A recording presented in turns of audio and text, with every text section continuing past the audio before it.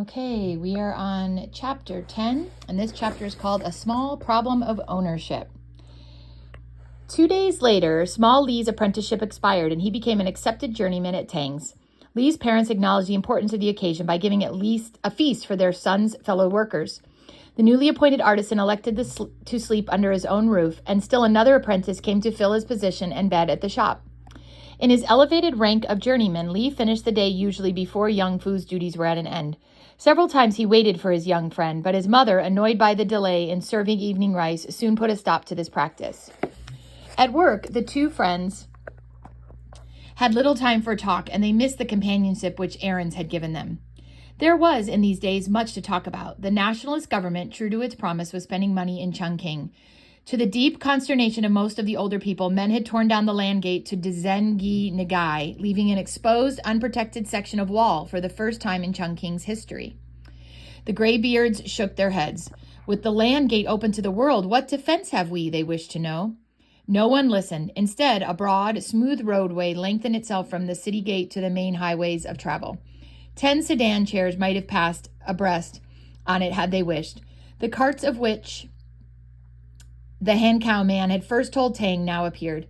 Great lumbering vehicles they were, into which a few daring souls stepped for the initial ride. All of Chungking that was able turned out to witness this spectacle. Okay, so they're seeing cars. Young Fu received Tang's permission to pass that way on another errand. The chauffeur started his engine. Its first roar terrified the crowd. Women screamed, but nothing happened. The engine sputtered and became silent. The motor bus stood in exactly the same spot. The crowd's fear was lost in hilarious amusement. Are my eyes bad, jeered one of the old men, that I still see this devil machine? Or has it been to Zengai Nagai and returned? Again the engine roared, coughed sickeningly, and died. The onlookers became hilarious. Moe's chair shop is close by. Shall we call 10 bearers from there to pull your cart for you? The embarrassed driver alighted, lifted the engine hood, and with a practiced finger poked about while the crowd pressed in on him. Aye, look at that queer thing. What fools men are to believe that a piece of iron and some lengths of pipe can run like a donkey. Where does it hide its legs? Satisfied, the chauffeur covered the engine, slipped into his leather seat, and ordered the frightened passengers once more aboard. In another moment, the bus had moved startlingly away. The spectators rubbed their eyes as a cloud of dust sifted back to them. The sound of the motor reached them even more faintly. They stood in a daze. It could not be possible that this spirit machine had actually gone without assistance. Miracles did not stop with this innovation. A building in which another devil engine was chained rose in the city. The sound of its angry voice was constant as it pumped water into tanks for those who could afford to pay for it. The liquid was said to be cleaner than that which the water coolies dipped directly from the river. But Chungking streets became no less slippery than they had been. As yet, only the well-to-do had money to pay for such a service.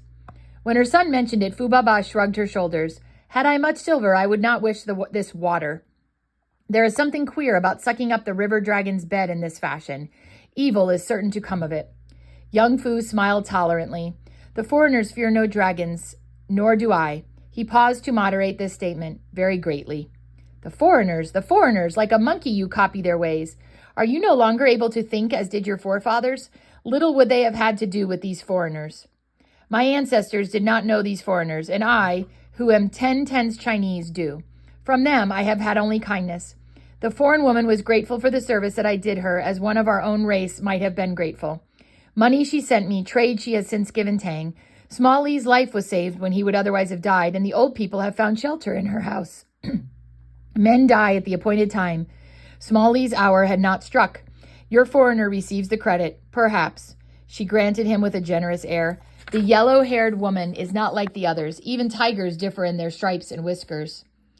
Young Fu glimpsed a flicker of amusement in his mother's eye and responded to it with a laugh. Such conversations were becoming more and more common between them, and it was well to have them end lighter whenever possible. Fu Baba, like most of the mothers and grandmothers, found it difficult to believe in the good of anything new. Wang, scholar, lost in contemplation of the classics, paid little attention to what was happening about him. Tang missed nothing. Usually he reserved his opinion until a fair judgment could be made. But that life was changing all around them, young Fu told himself, there was no doubt. Soldiers no longer loafed in tea houses. Often groups of them in brisk action passed him on the street, their minds engrossed in their own affairs. Builders were tearing down rows of old houses in the business districts and erecting tall foreign structures of strange designs. The new government's strength was being proved on all sides. Men who had doubted it most now began to discuss it with confidence. Then it had enemies as active as itself. Young Fu did not realize until he peered one evening through the wedge of human bodies that blocked the entrance to Abiding Delight Tea House. Within, a young man stood on a table and denounced the foreigners, the ways of rotten generals, and most hotly of all, the government of Nanking. The audience, entertained for the moment by something new, listened, smiled occasionally at one another, and said nothing. And it was argument, not silence, that the speaker desired. Young Fu said in his mind, otherwise he would not hurl so many questions that demanded answers. One by one, these inquiries sank into the pool of indifference surrounding the young man as he waited, eyes sparkling with displeasure, then concluded vehemently, "For this reason, workers of the world, are you oppressed. You bend your backs willingly to the burdens of your masters. The rich and powerful press upon them. You speak no word of complaint. Whether you spend your strength to seize that which is rightfully yours, or whether you continue as slaves and your children as slaves, is your affair. To show men the way to freedom is ours. If they will not heed, that is their loss." He jumped from his position of vantage, moved to an empty seat, and bawled an order for tea.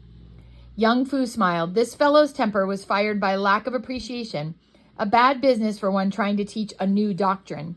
Wang's scholar had a saying, "No man can rule the unruly until he first rules himself." The truth of this statement this young man did not recognize. The crowd decided that no more entertainment offered itself and melted gradually into the stream of traffic passing the tea house. Young Fu lingered to study the speaker. The latter's manner of speaking, the Chungking dialect, was foreign. He was shorter in stature than was the average Chungkinese, he was shorter than the average Chungkinese, and he affected tan leather shoes and a foreign haircut. Perhaps the young man was from the South, but if that were so, he would not be talking against the Southern government. A farmer walked over to where the object of this scrutiny sat sipping tea and began to ask questions. From Young Fu's footing against the carved framework of the shop entrance, he could distinguish nothing that was said until the stranger's voice rose in excitement. "When your crops fail, pay no rent. Should your landlord eat when your own rice bowl is empty? In that day when land shall belong to all, crops will be shared equally.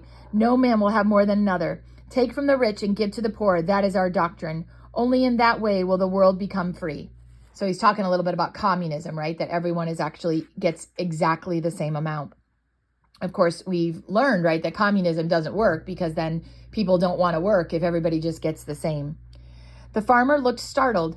He bowed his thanks and made his way to the front where he stood in indecision, wriggling the straw sandal cords between his bare toes. Rakishly, an onlooker nudged him. "Pay no rent. Take landlord Zong's land from him. You will soon be rich." The other shook his head. "It's a wild doctrine," he said. "Landlord Zong does not cause drought, and I do not want too many to own the land in which I work. Affairs are bad enough as they are, nor do I wish to share the fruits of my toil with my neighbors. Does Sen, who plants 2 crops a year in the field adjoining mine, deserve as much as I, who spend effort in cultivating 5? Muttering to himself, he wandered down the street, and Young Fu soon followed him. "Why so late?" Fu Baba demanded when he reached home. "I halted at Abiding Delight Tea House." For one so young, to have time and money to spend in tea houses is certainly unusual. "I congratulate you on your excellent fortune." Mockingly, her son replied, "I am most unworthy, honorable parent, of your courtesies. I stopped merely to listen for a few minutes to a man from far away, whose heart was excited over many matters. The shallow teapot does the most spouting, and boils dry most quickly." This man had not boiled dry. He would have talked forever had anyone remained to hear. He wished the poor to steal treasures from the rich and keep it for themselves. Fu Baba's tongue clicked. The prattle of babes, that has always been the ambition of the lazy. Settling down to work at the coppersmith's the next morning, old Sue halted long enough to ask of the other workmen, "Why do these strangers at present in this city talk to artisans and farmers whose hands are busy from dawn to dark? It would be better for them to spend their breath on the rich. They have time to heed." He chuckled to himself. "These most recent agitators, I understand, come from the South.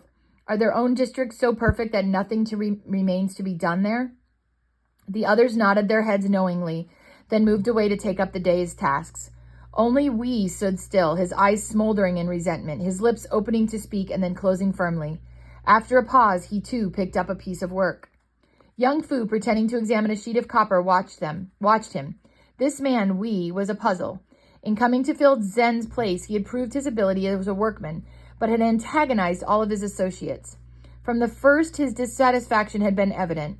He had, whenever Tang's back was turned, complained of many things: the poor wages, the cheap food that was served, the long hours of toil, and Tang's increasing prosperity. The other workmen had listened to these tirades without comment. An occasional knowing smile or wink showed the boy how they felt toward this newcomer. Suddenly it occurred to him that what Wei had to say usually was much like the speech he had heard in the tea house. That speaker must have been one of the political agitators mentioned by old Su, and perhaps Wei was another. In the afternoon, young Fu set out with some samples of stock to one of the foreign business houses. Returning, he found a mob blocking the entrance to the home of Su, a wealthy official. Voices were shouting, "Kill the rich, divide their possessions." Furniture lay strewn about the courtyard, and clothing was being thrown from every opening. Among the 2 or 3 strangers who seemed to be managing the affair was the tea house speaker.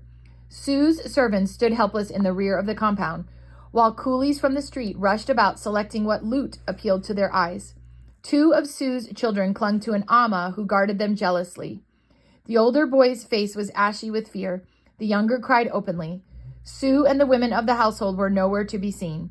Young Fu heard someone say that Su was not in the city. It was possible he had taken his 3 wives with him. The youth slipped away from the crowd. Certainly soldiers would end this affair promptly, and it was part of wisdom to leave before they arrived. Later, when he repeated the tale to the workmen, their faces expressed varying degrees of amazement. Wei laughed. "Fortune is just. Su's father was a scavenger. Had his son not turned bandit, he would have followed the trade. Is it not so? Instead, having acquired much money, he becomes an important man in this city. What was taken from him today once belonged to others. It is good that it be returned." "Perhaps," replied Tang, "that Su is a rotten egg all men know, but that wrongs should be mended in that fashion is for me to question. It is not likely that coolies who were given Su's treasures today were robbed in the past by bandits." Wei said nothing. He seemed, however, to find his thoughts amusing.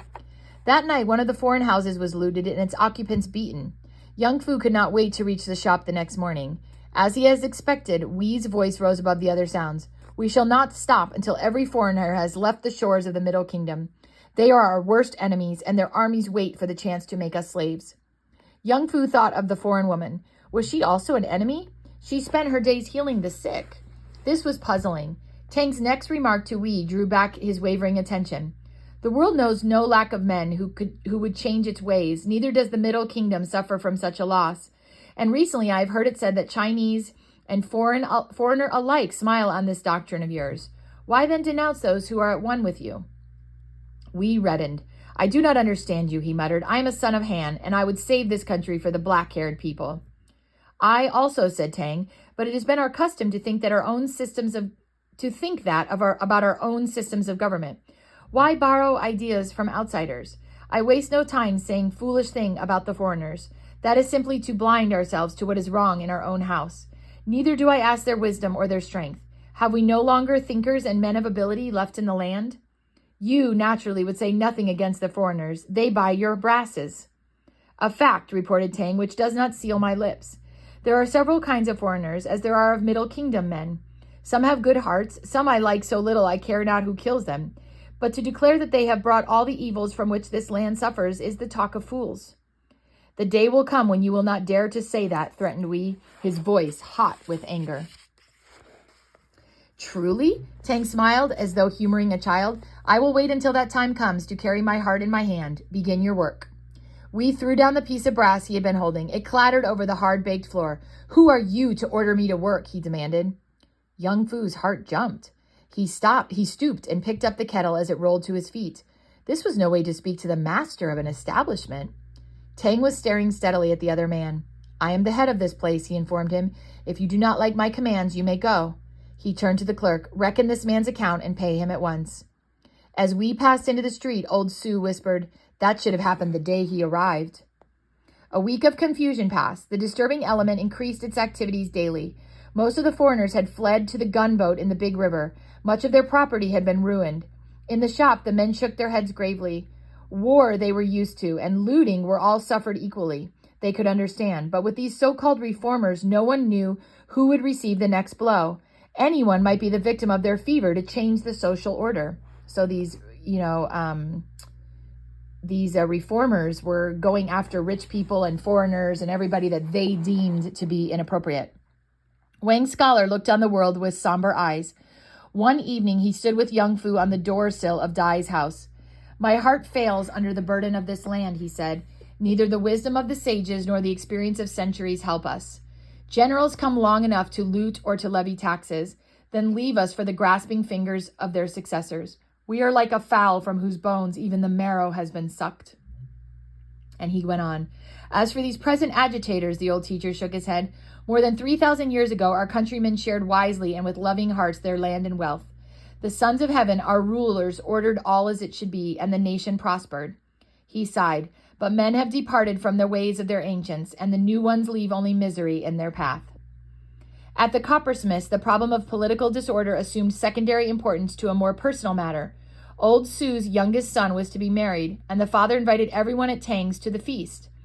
Expanding in hospitality, he told the two new apprentices that they also might go to his house and play with his grandchildren. Tang held the gray, red paper invitation in his hand and lost himself in thought.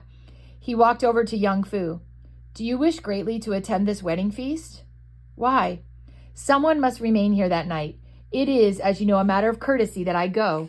I could ask one of the journeymen to stay in my place, but they are all Su's friends, and he will wish them to be present. Li might do, but you have a way of handling trouble when it arises, and I would prefer to have you here." "It is your meaning to leave me in authority?" "Just that," Tang's eyes twinkled, "of the entire place and one worthless apprentice called Fu." Young Fu made an exaggerated bow. "I appreciate the honor. As for the one of whom you speak, I can manage him with ease." "I wonder," was the reply. "Then it is settled. Tell your mother you will sleep here that night." Small Li was all commiseration. "What ill fortune to miss the feast. They say there will be no end to the dishes." He smacked his lips at the thought. When the evening came, Young Fu watched the others swing out of sight, carrying the red packages which would later be presented to the new household. Fu Baba had worked early and late over a pair of small embroidered wall pieces, and Li was now bearing these as his friend's contribution. The men had boarded up the storefront before leaving, and the youth stood in the small space into which the remaining panel would slide presently and seal the hole. The street was becoming deserted. Pedestrians picked their way in the dusk over loose, slippery flagstones. A load coolie halted grumbling, leaned his pole with its dangling ropes against his thigh, and counted copper cash. At last, satisfied that his most recent payment had been fair, he tied the coins in his belt, caught up the pole, and went on. The shrill scolding of an old woman rose above the occasional noises of the street as she told her daughter-in-law how to care for the infant son of the household. Young Fu smiled to himself. She reminded him of Fu Baba. His mother had been proud that Tang had left him in charge tonight, though she had tried to conceal her feeling from him. The evening sky held no mist. A yellow moon rose from behind the black-blue hills and seemed to come to rest on a summit. The apprentice breathed in Chungking's mixture of odors happily. A food vendor selling roasted sweet potatoes halted before him. Beggar's food, but good. He threw the man a cash and designated the largest on the trap, topping the portable oven. The vendor moved on, and Young Fu tore open the steaming golden heart. He thought of the delicacies they would have at Su's feast. He would not mind being there himself. His head lifted. He would rather be here. The street was now quite dark, and the glow from the moon had not yet touched it. 3 men huddled against a doorpost several buildings away. Without curiosity, he glanced at them, turned once more to the moon on the summit, then catching at the narrow wooden panel, pulled it along its groove until the street was no longer visible from within. So he shut himself up inside. Securely closed in, he looked about for something to do. A handsome jar lay with oil and polishing cloth beside it, and he was soon engrossed with bringing its design into relief. Some day would be his pleasure to make brasses like this one in his hand. He had an idea for a tiny brazier. Perhaps, if he asked Tang for permission, it might be done after working hours. The dingy shop, its darkness pricked by the flickering candlelight, glowed with the wealth of burnished copper and brass. Young Fu laid down the jar and roamed about examining the stock. Each article spoke for the man who created it as clearly as though his name was written on it. Old Su made bold, beautiful designs, but he was not always careful. Lu's were all alike, but painstakingly exact. Small Lee had a way all his own of making dragon scales, and another journeyman the habit of chipping edges unevenly.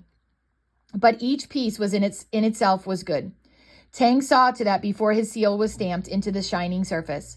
This small water pipe, a sample of Tang's own craftsmanship, had a rare delicacy.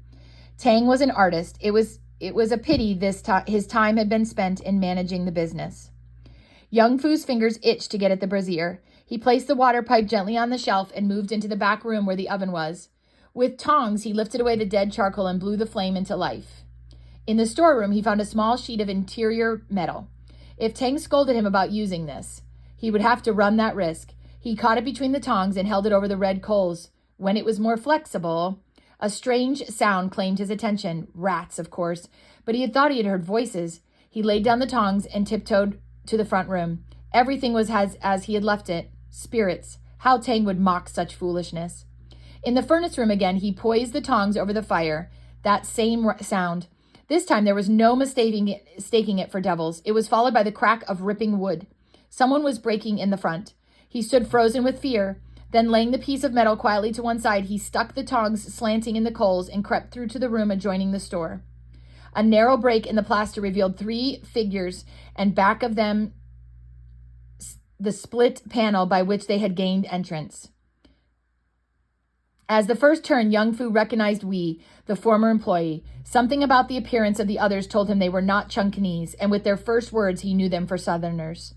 Wee pointed to the shelves. Place everything on the floor. Once there, it will be a simple matter to throw them into the alley without. Then, when our man of importance returns, he may long for them. By morning, the beggars will have them safely hidden. His lips twisted in a malignant smile. As though rooted to the spot, Young Fu stood watching the rapidly growing pile of brasses on the floor, and then fury stirred him into action. Wee had picked up the water pipe, recognized it as Tang's handiwork, spat on it, and crushed it into the earthen floor under his heel. The apprentice looked about him wildly for some means of retaliation. The slanting tongs hissed at white heat in the room at the back. In another moment, he had rushed with a yell into the store and brought the tongs down on Wee's head with a crash. Wee crumpled on the pile of brasses as his companions raced toward the broken panel, pulling knives from their belts as they ran. Then, realizing that they had only one half-grown youth to combat, they turned upon him. For Young Fu, there began a game of cat and mouse around the brasses and Wee's prostrate body. Whenever one of the men neared him, his arms threw forward their deadly weapon. But he could not continue this forever. His heart was pumping violently, and his wrists ached from the heavy iron tongs. If he could only reach one of them for a blow. From Wee came an unexpected gurgling sound. The boy's glance slipped up to the body below, and in that second, one of the other men tripped him. He fell heavily, the tongs clattering across the floor, and waited for a knife in his back, but no blade found him. Instead, Tang's voice thundered out the question, "What business is this?" The intruders turned hastily, knives upraised. In the doorway stood Lu and Lee. Tang had already cut up a large brazier. He aimed it at one of the men, who went down beneath its impact. The other made a desperate attempt to fight the way past the 2 assistants, who blocked his freedom.